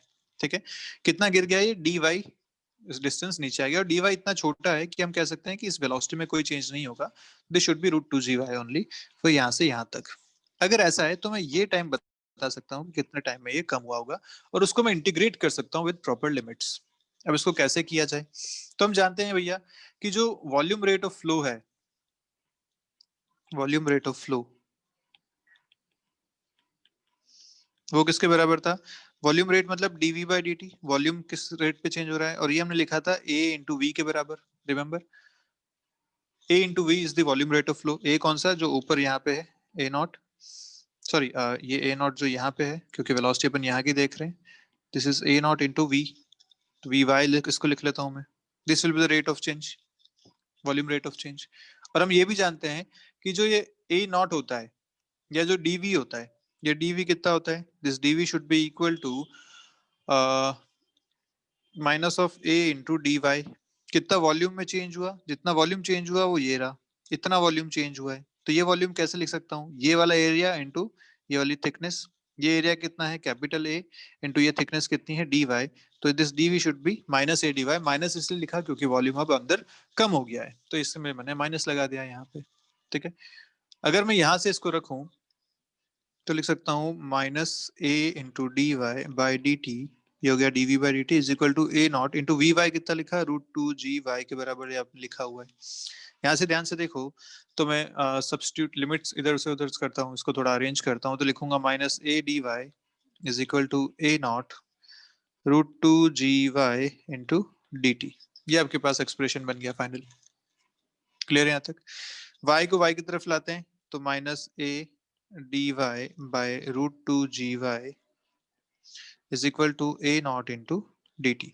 ये आपके पास एक्सप्रेशन बन रहा है। अब अपन इसको इंटीग्रेट करते हैं with proper limits. Proper limits मतलब कहां से कहां तक की लिमिट लगाऊंगा इसमें मैं? लिमिट आप लगाएंगे, टाइम हो गया 0 से t तक जिसमें ये हाफ होने वाला है, और y इनिशियल y कितना था? पहले कहां तक भरा हुआ था? ये पहले पूरा ऊपर तक भरा हुआ था, तो initial y was capital H। अब ये कहां तक आ रहा है? ये हाफ अपने को निकालना है, तो h/2 ये इसके लिमिट्स हो जाएंगे। क्लियर? इसको इंटीग्रेट करते हैं। हम जानते हैं 1/√x का इंटीग्रेशन अगर किया जाए तो वो आता है 1/√x। अगर लिख रहा है आपने तो इसको लिख सकते हो x की पावर माइनस हाफ। इसका जब इंटीग्रेशन करोगे तो आएगा 2 टाइम्स √x। ये इसका इंटीग्रेशन आने वाला है। तो यहाँ पे इसको इंटीग्रेट करते हैं तो माइनस ए कॉन्स्टेंट है, रूट टू जी ये कॉन्स्टेंट है, रूट वाई का इंटीग्रेशन इज 2√y। ये आ गया। इसकी लिमिट आपको लगानी है h से h/2 तक इज इक्वल टू, यहाँ ए नॉट कॉन्स्टेंट है, D T is integration t। अगर यहाँ पुट करें लिमिट्स तो ये आएगा a/√2g, इधर अंदर आ रहा है, इस 2 को भी बाहर ले लेते हैं, रूट वाई तो root over h/2 minus root over h। ये लिमिट रख दी equal to a not into t के बराबर। यहाँ से अपने को टाइम कैलकुलेट करना है, तो टाइम कैसे निकाला जा सकता है? सबकी वैल्यूज यहाँ पे रख देते हैं अपन। तो जब वैल्यूज रखेंगे तो कितना आएगा? यहाँ से मिल रहा है 2, ये माइनस बाहर था, माइनस अंदर चला जाएगा, कोई दिक्कत नहीं है। 2 इंटू एरिया, ये जो टैंक था इसमें ऊपर की रेडियस आपको दे रखी थी 1 मीटर के बराबर, तो एरिया ए कितना हो जाएगा? इसे will be pi R square, तो पाई इंटू 1 का square divide by root two G, मतलब रूट ओवर 2 इंटू 10। ये हो गया। अंदर आ रहा है रूट h/2। h आपको इनिशियल दे रखा है 5 मीटर्स के बराबर, तो हो जाएगा 5। ये माइनस अगर अंदर चला गया तो हो जाएगा root h minus root h/2, तो रूट 5 माइनस रूट 5/2 ऐसा is equal to a naught. A naught आपको दे रखा है 10⁻⁴ इंटू टी। ये आपका पूरा एक्सप्रेशन बन गया। यहाँ से आप जब टाइम को फाइनली कैलकुलेट करेंगे तो आंसर आता है लगभग लगभग इसका जो आंसर आ रहा है वो आ रहा है 9.2 into 10⁻³ seconds. 9.2 into 10⁻³ seconds which is approximately equal to 2.5 hours. तो ये आपका आंसर आता है फाइनली। टाइम लगेगा इसको 2.5 घंटे आधा होने में। अगर 5 मीटर का टैंक है और जिसमें आपने बहुत छोटा सा होल किया हुआ है तो 2.5 घंटे में ये अपनी हाफ वॉल्यूम को कम कर देगा। क्लियर? और हम यहाँ तक पूरा जो एक्सप्रेशन हमने कैलकुलेट किया टाइम का, इस पूरे टाइम के एक्सप्रेशन से हम ये तो समझ चुके हैं कि भाई स्टैंड की हाइट पे डिपेंड नहीं करता कि कितना टाइम लगेगा। तो जो चौथा आपका क्वेश्चन था कि क्या ये हाइट ऑफ स्टैंड पे डिपेंड करता है, तो नहीं, हाइट ऑफ स्टैंड पे डिपेंड नहीं करता कि कितनी देर में ये आधा हो जाएगा। क्लियर है? तो क्वेश्चन ये बढ़िया था। ध्यान रखिएगा इस टाइप के क्वेश्चन इंटीग्रेशन मेथड से किए जाते हैं। आपको एक एलिमेंट मानना होगा किसी हाइट पे, उस एलिमेंट को कम होने में कितना टाइम लगा उसको आपको इंटीग्रेट करना है। क्लियर है बात? आइए आगे बढ़ते हैं, बात करते हैं वेंचुरी मीटर की। ये क्या है? तो जो वेंचुरी मीटर है ये काम आता है फ्लो मेजर करने के लिए पाइप के अंदर की तरफ। ठीक है, flow speed in a pipe of non uniform cross section, इसके लिए काम आता है वेंचुरी मीटर। तो मान लीजिए ये एक पाइप है, यहाँ पे पाइप ऐसा बना रखा है, ऐसा नॉन यूनिफॉर्म क्रॉस सेक्शन का ये पाइप है, जहाँ पे अगर मैं 2 पॉइंट्स मानूं, ये पॉइंट 1 है, यहाँ पे ये पॉइंट 2 है, तो दोनों जगह क्रॉस सेक्शन एरिया अपन देख पा रहे हैं। यहाँ पे क्रॉस सेक्शन एरिया ज्यादा है, यहाँ पे क्रॉस सेक्शन एरिया कम है, तो A1 is more than A2। ये बात तो अपने को यहाँ दिख रही है। अब इस केस में अपने को देखना है कि ये जो फ्लो स्पीड है V2 या V1 वो कैसे रिलेट कर रही है आपस में, इस तरीके से। तो एक तो अपन इक्वेशन जानते हैं, कौन सी? Continuity equation. तो कंटिन्यूटी इक्वेशन क्या कहती है? कंटिन्यूटी इक्वेशन कहती है a into v1 should be equal to a2 into v2 या a1 into v1 should be equal to a2 into v2। एक तो ये बात हो गई। अगर यहाँ से v2 लिखो तो कितना लिखोगे? v2 आप लिख सकते हो a1 v1 बाय a2 के बराबर। और दूसरी इक्वेशन आप लगाते हो बर्नौली थ्योरम। तो बर्नौली थ्योरम यहाँ क्या कहती है कि देखिए ध्यान से, तो ये दोनों ही जो पॉइंट है, ये और ये पॉइंट दोनों ही सेम हाइट पे हैं। अगर यहाँ नीचे से कंसिडर करो तो दोनों सेम हाइट पे हैं, इसलिए h की तो बात हटा दो। इक्वेशन जो अपने पास होती है p प्लस रो जी h plus half rho v square, उसमें से ये इक्वेशन तो आप हटा दीजिए, ये टर्म तो हटा दीजिए। बचा क्या? तो p1 plus half rho v1 square equal to p2 plus half rho v2 square. ये आपके पास दो चीजें बची। यहाँ से अपन अगर v2 कैलकुलेट करें या p1 माइनस p2 को अगर मैं लिखूं यहाँ से, तो क्या लिख सकता हूँ? p1 minus p2 is equal to half rho v2 square minus v1 square के बराबर। ये लिखा जा सकता है यहाँ से अच्छे से, पक्की बात। अच्छा, अगर मैं v2 को ये सब्स्टिट्यूट कर देता हूँ यहाँ पे a1 v1 बाय a2, तो देखो क्या मिल रहा है? ये आ जाएगा half rho a1 square v1 square by a2 square minus v1 square, ऐसा हो जाएगा। यहाँ से आप v1 स्क्वायर को कॉमन ले लो तो बचा हाफ रो v1 स्क्वायर, इधर बचा a1 square by a2 square minus 1 के बराबर। This is pressure difference p1 minus p2। ठीक है। और हम ये जानते हैं कि भैया अगर एरिया अपने को पता है कि a1 is more than a2, इसका मतलब वेलोसिटी यहाँ जो है वो कम हो जाएगी v2 से। और अगर वेलोसिटी कम हो गई तो हम ये भी जानते हैं कि प्रेशर फिर से उल्टा हो जाएगा, p1 is more than p2। तो ये आपको मिल भी गया, p1 is more than p2, और कितना आया? इतना। ये आपका प्रेशर डिफरेंस यहाँ पे आया। अब हमने क्या किया था, इस जो पाइप चल रहा है ना, इसके ऊपर दो छेद करके यहाँ पे एक ट्यूब अपने यहाँ ऊपर लगा ली इस पोजीशन पे, और एक ट्यूब हमने यहाँ लगा ली इस पोजीशन पे। ठीक है। अब सोचो इसके अंदर जो लिक्विड चल रहा है, क्योंकि यहाँ प्रेशर है डिफरेंस है दोनों जगह, तो प्रेशर डिफरेंस की वजह से लिक्विड थोड़ा थोड़ा ऊपर चढ़ गया होगा यहाँ तक। तो हमने बोला कि इस ट्यूब में क्योंकि प्रेशर ज्यादा है P1 पे, तो यहाँ तक लिक्विड यहाँ चढ़ा हुआ है और दूसरा लिक्विड यहाँ पे चढ़ा हुआ है। ठीक है। अगर ये अपने को बाहर रीडिंग मिल रही है कि दिस डिफरेंस इज H, तो क्या मैं यहाँ पे ये लिख सकता हूँ कि ये जो प्रेशर डिफरेंस आ रहा है वो सेम प्रेशर डिफरेंस यहाँ पे जो आएगा वो होगा। क्योंकि आप अगर इस पोजीशन पे प्रेशर लिखना चाहो ऊपर से, तो आप क्या लिखोगे? पी नॉट प्लस ये जो भी हाइट है मान लीजिए h1, तो आप लिखोगे p naught plus rho g h1। ऐसे आप अगर यहाँ प्रेशर लिखते हो p2, तो क्या लिखोगे? P naught plus rho g h2 के बराबर, ये लिखोगे। और इन दोनों का जो डिफरेंस है p1 माइनस p2, वो बेसिकली आपको ये हाइट के डिफरेंस के साथ मिल जाएगा। तो हम ये लिख सकते हैं कि this p1 minus p2 is also given by rho g h के बराबर, जो ट्यूब से अपन लिख रहे हैं। और अगर वो मैं यहाँ पुट करता हूँ, इस रो जी एच को मैं अगर यहाँ पुट कर देता हूँ p1 माइनस p2 की जगह पे, तो अपना वेलोसिटी का आंसर क्या आ जाएगा? फाइनल वेलोसिटी का जो आंसर आएगा वो मिल जाएगा, this v1 is equal to root over 2gh divided by a1 minus a2 square वाला, या आप इसको ऐसा भी लिख सकते हैं, this will be a1 minus a2 whole square minus 1। आप चाहे तो ऐसे लिख लीजिए, चाहे ऐसे लिख लीजिए, एक ही बात है। a1 by a2 whole square minus 1, ये आपकी मिल जाएगी यहाँ से वेलोसिटी। क्लियर है? तो आप ये इक्वेशन याद रखिए मत रखिए, पर आपको ध्यान रखने वाली बातें क्या है, जब भी आपके पास इस तरह के क्वेश्चन आते हैं आपको हमेशा क्या करना है, एक कंटिन्यूटी इक्वेशन, दूसरी बर्नौली इक्वेशन, और क्योंकि यहाँ पे ट्यूब्स भी हैं जिसमें पानी भरा हुआ है, तो यहाँ पे अपन pressure equal to rho ji H वाला फॉर्मूला भी यहाँ पे यूज करेंगे। क्लियर है बात अच्छे से? पेंचुरोमीटर। चलिए आगे बढ़ते हैं, बात करते हैं पीटो ट्यूब की। ये पीटो ट्यूब क्या है? चलिए बात करते हैं। तो ये एक यू शेप की ट्यूब है जो आपको यहाँ दिख रही है, ये यू शेप की जो ट्यूब है वो है पीटो ट्यूब। ओके। इसका काम क्या है? इसका काम भी है फ्लो की वेलोसिटी मेजर करना। तो मान लीजिए ये एक पाइप था जिसमें एक लिक्विड या एक गैस फ्लो कर रही है with some speed v। Okay. इसके अंदर आपने ये पीटो ट्यूब यहाँ पे घुसा दी, इस तरीके से यहाँ पे लगा दी। ठीक है। अब इस पीटो ट्यूब के अंदर ऑलरेडी एक लिक्विड भरा हुआ है। ठीक है। ऑलरेडी एक यहाँ पे लिक्विड भरा हुआ है जो इस लिक्विड से इमिसिबल है, मतलब मिक्स नहीं होता, ये लिक्विड डिफरेंट है इससे। ओके।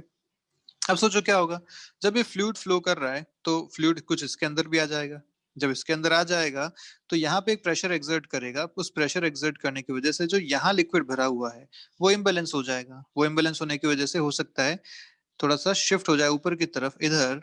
तो ये जो हाइट डिफरेंस यहाँ पे प्रोड्यूस होगा, ये हाइट डिफरेंस बेसिकली आपको क्या देगा, प्रेशर डिफरेंस, कि ये जो फ्लूइड अंदर आया इतनी वेलोसिटी के साथ, उसकी वजह से इसमें कितना शिफ्ट हुआ, इसमें जितना शिफ्ट होगा वो आपको यहाँ का प्रेशर इंडिकेट कर देगा। क्लियर है बात? ये इसका काम है। आपने कई बार फोटोज में देखा होगा कि जो आपके फाइटर जेट्स होते हैं उनके आगे एक थोड़ा सा ऐसा, अगर फाइटर जेट का ये कैनोपी आगे बनी हुई तो उसके आगे कैसी रॉड से निकली हुई होती है। तो वो रॉड बेसिकली पहले पीटो ट्यूब ही होती थी। सेंसर्स खैर अब बहुत एडवांस हो गए तो अब ये नहीं यूज करते, लेकिन वो पीटो ट्यूब पहले यहाँ लगाते थे क्योंकि ये उस एरोप्लेन की वेलोसिटी भी दिखा देती थी विद रिस्पेक्ट टू विंड, कि विंड की velocity with respect to aeroplane, ये भी ये पीटो ट्यूब यहाँ पे बता पाती थी। क्लियर है? तो कैसे काम करती है, सीधा सा हिसाब है, जितना लिक्विड इसके अंदर आ रहा है, जितनी स्पीड से आ रहा है, उसके हिसाब से यहाँ पे प्रेशर डेवलप होगा, और जितना प्रेशर यहाँ डेवलप हुआ उसके हिसाब से ये ऊपर चढ़ जाएगा। तो ये जो रो जी एच है वो बेसिकली ये प्रेशर डिफरेंस को दिखा रहा है। तो बस अपने पास सीधी सीधी सी बात हो गई कि जो ए और बी के बीच में जो प्रेशर डिफरेंस आ रहा है आपके पास, वो किसके बराबर आ रहा है, रो जी एच के बराबर। ठीक है, तो मैं लिख सकता हूँ, अगर प्रेशर ए पे और प्रेशर बी का डिफरेंस देखा जाए is equal to rho ji h. ये एच कौन सा होगा, जितना ये लिक्विड ऊपर की तरफ चढ़ जाएगा उसके बराबर। ठीक है, अब इसको और अपने को अगर देखना है, मान लीजिए वेलोसिटी से रिलेट करना है, तो वेलोसिटी से कैसे रिलेट कर सकते हैं, अपन जानते हैं वेलोसिटी से रिलेट करना मतलब बर्नौली इक्वेशन लगाना। तो बर्नौली थ्योरम अगर मैं 2 पॉइंट्स पे लगाऊं तो क्या क्या लिख सकता हूं, यहाँ पे अगर ए पे बात करूं तो जो यहाँ पे प्रेशर आ रहा है वो सिर्फ इस ए पे जो प्रेशर है उसकी वजह से है, प्लस यहाँ का रो जी एच अपन जीरो मान सकते हैं, यहाँ की वेलोसिटी अपन जीरो मान सकते हैं, इक्वल टू यहाँ पे अगर दूसरे बी पॉइंट पे अगर अपन बर्नौली इक्वेशन लगाएं तो वहां क्या लिखूंगा, वहां जो वेलोसिटी है, ये ऊपर जो वेलोसिटी चल रही है उसकी वजह से यहाँ की velocity half rho v b square, plus ये कितना ऊपर आ गया एच के करस्पॉन्डिंग, तो रो जी एच ये ऊपर आ चुका है, प्लस पी बी, ये वहां का प्रेशर हो जाएगा। अगर यहाँ से अपन डिफरेंस लिखें, प्रेशर का डिफरेंस, तो क्या लिख सकते हैं, this p a minus p b is nothing but equal to, अच्छा सॉरी, अपन ने ए और बी जो 2 पॉइंट्स लिए हैं उसमें एच का डिफरेंस भी जीरो है क्योंकि अपन दोनों पॉइंट्स यहाँ पे कंसिडर कर रहे हैं। This is point A, this is point B, अपन दोनों यहाँ पे कंसिडर कर रहे हैं, तो ए और बी दोनों पे एच भी जीरो हो जाएगा, दोनों सेम हाइट पे हैं, तो एच वाली टर्म यहाँ भी जीरो है। तो p a minus p b will be equal to half rho v b square, ऐसा। यहाँ से आप वी भी निकाल सकते हैं, p a minus p b आप ऑलरेडी लिख चुके हैं रो जी एच के बराबर, तो this is rho ji h equal to half rho v b square, ये मिल जाएगा। यहाँ से आप वी भी लिख सकते हैं, वेलोसिटी ऑफ द फ्लूइड जो भी वहां चल रही है। क्लियर है बात अच्छे से? तो चाहे आप पीटो ट्यूब ले लो, चाहे आप अपने इससे जो पहले अभी पढ़ा था हमने वेंचुरीमीटर ले लो, दोनों में सेम बातें चल रही हैं, दोनों ही डिपेंड करेंगी बर्नौली इक्वेशन पे, बर्नौली थ्योरम पे, और दूसरा कंटिन्यूटी इक्वेशन पे। क्लियर है यहाँ तक सारी बातें? बात करते हैं नेक्स्ट साइफन की। साइफन क्या होता है? तो साइफन हम सब जानते हैं भैया, आप लोगों ने यूज भी किया होगा कभी। आपने अगर ऊपर रखे हुए लेवल से पानी नीचे की तरफ अगर एक नली से निकाला होगा, तो आप क्या करते हैं, कई बार उस नली में वैक्यूम क्रिएट करते हैं, थोड़ा सा उसको सक करते हैं और उसके बाद वैक्यूम क्रिएट होता है और फिर फ्लो शुरू हो जाता है। कई बार अगर टंकी आपकी बाइक की जो पेट्रोल की टैंक है उससे अगर पेट्रोल निकालना है तो ऐसा कर सकते हैं, या कोई अगर फ्लो स्टार्ट करना है तो उसके लिए कर सकते हैं, है ना। तो ये चीज होती है साइफन। अब इसमें दिक्कत क्या है, पानी आ तो ऊपर से नीचे ही रहा है, पानी का लेवल यहाँ था और निकल ये यहाँ रहा है, तो ऊपर से नीचे आ रहा है, लेकिन दिक्कत ये है कि जो फ्लो आ रहा है वो इस तरीके से आ रहा है। ठीक है, तो पहले जो पाइप है वो इस पानी के लेवल से ऊपर गया, फिर वो फाइनली नीचे आया। तो ये फ्लो एक बार स्टार्ट करने के लिए आपको साइफन, एक वैक्यूम बनाने की जरूरत पड़ती है, और एक फ्लो जब चलता है तो इसे अपन कहते हैं साइफन। ठीक है, अब ये कैसे काम करता है, किस कंडीशन में काम कर सकता है, ये कितना नीचे या कितना ऊपर हो सकता है, इन सब की अगर बात करें तो अपन लिखते हैं फिर से वही बर्नौली इक्वेशन और ये सारी बातें। हमने क्या माना है, ये जो ट्यूब है इसका एरिया कांस्टेंट है, इस ट्यूब का एरिया कांस्टेंट है। ठीक है, अगर यहाँ पे ये इस पोजीशन पे है तो पॉइंट P मान लिया, ये पॉइंट यहाँ पे Q मान लिया और ये पॉइंट यहाँ पे R मान लिया। ये 3 पॉइंट्स अपने पास हैं। जब फाइनली पानी बाहर आ रहा है तो V वेलोसिटी से आ रहा है। ये सारी कंडीशंस अपने पास हैं, ठीक है। और हम ऑब्वियसली देख पा रहे हैं ये जो एरिया है इसका एरिया बहुत बड़ा है, area of tank, cross section area of tank. और ये जो एरिया ए है इस ट्यूब का, दोनों दोनों बहुत डिफरेंस है। तो हम यहाँ पे मान सकते हैं कि यहाँ पे जो वेलोसिटी होगी वो ऑलमोस्ट जीरो के बराबर होगी, क्योंकि यहाँ अगर वेलोसिटी v है तो this velocity should be almost equal to zero. Continuity से हम बोल सकते थे, एरिया हमने पहले ही बात कर लिखी थी कि अगर a1 is much much more than a2 तो जो v1 होता है वो much much less than v2 हो जाता है। मतलब ये ऑलमोस्ट जीरो मान सकते हैं अपन इस केस में यहाँ पे, ठीक है। अगर मैं बर्नौली इक्वेशन लगाता हूँ, Bernoulli theorem at point P and R, ठीक है। टैंक का जो पॉइंट है P और जो फाइनल अपना बाहर जहां से पानी आ रहा है R, इन दोनों पे लगाते हैं। तो दोनों जगह जो प्रेशर है, अपन अगर P पे लगाऊंगा तो P नॉट लिखूंगा, यहाँ का प्रेशर है P नॉट है, एटमॉस्फेरिक प्रेशर, प्लस रो जी एच अगर देखें तो ये इससे कितना ऊपर है। या अब छोड़ो, अपन ये रेफरेंस ले लेते हैं, दिस इज आवर रेफरेंस। अगर ये रेफरेंस है तो यहाँ रो जी एच जीरो हो गया, प्लस यहाँ की स्पीड भी जीरो हो गई, हाफ रो वी स्क्वायर आप लिखोगे वो भी जीरो हो गई, इक्वल टू आर पे चलते हैं। तो आर पे प्रेशर यहाँ भी पी नॉट है, एटमॉस्फेरिक प्रेशर यहाँ भी बार एक कर रहे हैं, प्लस रो जी एच, एच यहाँ पे रेफरेंस लाइन से नीचे की तरफ है तो मुझे लिखना पड़ेगा माइनस रो जी एच वन के बराबर, ठीक है। माइनस क्यों लिया, क्योंकि रेफरेंस लाइन से नीचे अपन चल रहे हैं, माइनस रो जी एच वन, प्लस यहाँ की स्पीड कितनी है, हाफ रो वी स्क्वायर। ये आपके पास बन गया। यहाँ से देखो तो पी नॉट कैंसिल हो गए, यहाँ से आपको जो v मिल रहा है वो कितना मिल रहा है, √2g h1 के बराबर। ये बात क्लियर, दिस इज v। अब सोचो यहाँ जो वेलोसिटी है, सेम वेलोसिटी यहाँ क्यू के अंदर भी होगी, क्योंकि अगर ये सेम ट्यूब है, इसका एरिया हमेशा कांस्टेंट है, तो इसके अंदर वेलोसिटी भी हमेशा सेम होनी चाहिए हर पॉइंट पे। तो जितनी वेलोसिटी v के साथ ये पानी बाहर आ रहा है उसी वेलोसिटी v के साथ उस क्यू पे भी पानी चल रहा होगा। अब मैं अगर बर्नौली थ्योरम लगाता हूँ at point Q and R, तो अपन यहाँ से क्या बोल सकते हैं, मैं लिखूंगा यहाँ से प्रेशर एट Q, ठीक है, जो भी अंदर प्रेशर है, प्रेशर एट Q, प्लस वहां की हाइट कितनी है, हाइट रो जी एच टू, प्लस वहां की velocity half rho v square, equal to R पे अगर देखें तो प्रेशर पी नॉट है, प्लस यहाँ की जो हाइट है वो रेफरेंस लेवल से नीचे है तो माइनस लिखा जाएगा, माइनस रो जी h one plus half rho v square. देखिए हाफ रो स्क्वायर कैंसिल हो गए, यहाँ से कितना बचा, p q is equal to P naught minus, ये रो जी एच टू को भी उधर भेज देता हूं तो आ जाएगा H one plus H two, ठीक है। ये आपके पास इक्वेशन बन गई यहाँ से, क्लियर है बात। अब अगर साइफन को वर्क करना है, अगर साइफन वर्क होगा, फॉर साइफन टू वर्क तो क्या होना चाहिए, कंडीशन क्या बननी चाहिए अगर साइफन को वर्क करना है तो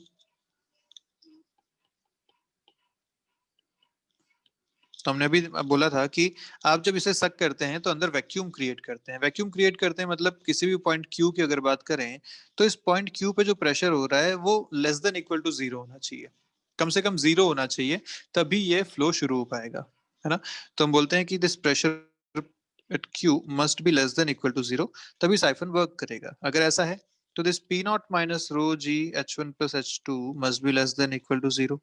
या ऐसा हो गया कि ये जो पी नॉट है, या आप लिख सकते हैं कि H one plus H two जो मिल रहा है आपको यहाँ से, वो कितना मिल रहा है, this H one plus H two must be less than equal to, H one plus H two must be less than equal to this P naught by rho G के बराबर। ये आपकी कंडीशन है। अगर ये कंडीशन फॉलो होती है तो आप कह सकते हैं भैया कि जो साइफन है वो यहाँ पे वर्क करेगा। मतलब ये जो दोनों हाइट डिफरेंस है, कितना ये पाइप ऊपर तक जा रहा है और कितना नीचे आप इस पानी को निकालना चाह रहे हैं, ये जो टोटल हाइट डिफरेंस आ रहा है ये height must be less than equal to P naught by rho G के बराबर। अगर ऐसा है तो ये साइफन वर्क करेगा, अदरवाइज वर्क नहीं करेगा। क्लियर है यहाँ तक सारी बातें अच्छे से। चलिए लास्ट अपना आते हैं आज के वीडियो का, बात है रेनॉल्ड्स नंबर की। रेनॉल्ड्स नंबर क्या है, तो ये एक डायमेंशन लेस कांस्टेंट है, डायमेंशन लेस कांस्टेंट है। और ये क्या दिखाता है, ये दिखाता है कि फ्लो जो है वो स्ट्रीमलाइन है या टर्बुलेंट है, ये शो करता है। ठीक है, स्ट्रीमलाइन फ्लो के लिए रेनॉल्ड्स नंबर की एक लिमिट है, टर्बुलेंट फ्लो के लिए उससे ऊपर रेनॉल्ड्स नंबर होना चाहिए। तो हमें पता है कि जब वेलोसिटी एक मान लीजिए एक पाइप में फ्लूइड फ्लो कर रहा है किसी वेलोसिटी v के साथ, इसकी रेडियस है r, मान लीजिए यहाँ की विस्कोसिटी है ईटा, विस्कोसिटी में आगे पढ़ने ही वाले हैं अगले वीडियो में, तो विस्कोसिटी मान लीजिए नीटा है और इसकी डेंसिटी रो है। तो यहाँ पे क्रिटिकल वेलोसिटी बनती है।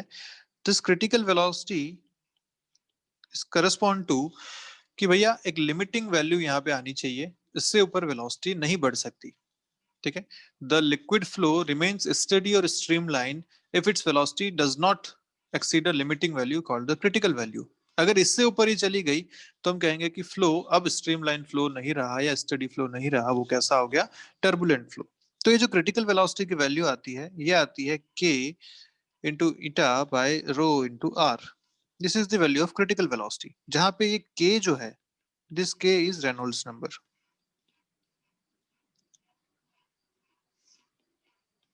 ठीक है, ईटा मैंने दिखा रखा है विस्कोसिटी है, रो डेंसिटी है और आर इस पाइप की रेडियस है जिसमें फ्लो हो रहा है। तो अगर k लेस देन 2000 है तो हम बोलेंगे कि कैसा फ्लो है, ये स्टडी फ्लो है। और अगर k मोर देन 2000 चला जाता है तो फ्लो कैसा हो जाता है, यहाँ पे टर्बुलेंट फ्लो हो जाता है। क्लियर है बात? तो रेनॉल्ड्स नंबर एक इंडिकेटिव नंबर है जो दिखाता है कि फ्लो कैसा है, स्ट्रीमलाइन या टर्बुलेंट। क्रिटिकल वेलोसिटी जिसपे फ्लो स्ट्रीमलाइन रहेगा या एसटीडी रहेगा, वो इस फॉर्मूला से दे सकते हैं, k into eta by rho into r. ये वो क्रिटिकल वेलोसिटी है, जिससे ऊपर वेलोसिटी अगर गई तो फ्लो टर्बुलेंट हो जाएगा, वो स्ट्रीमलाइन नहीं रहेगा, एसटीडी फ्लो नहीं रहेगा। क्लियर है यहाँ तक सारी बातें? चलिए, तो आज का वीडियो यहीं खत्म करते हैं, मिलते हैं नेक्स्ट क्लास में, बात करेंगे विस्कोसिटी और सरफेस टेंशन से रिलेटेड कुछ टॉपिक्स की। तब तक के लिए बाय बाय, पढ़ते रहिए, कोई डाउट है तो पूछिए।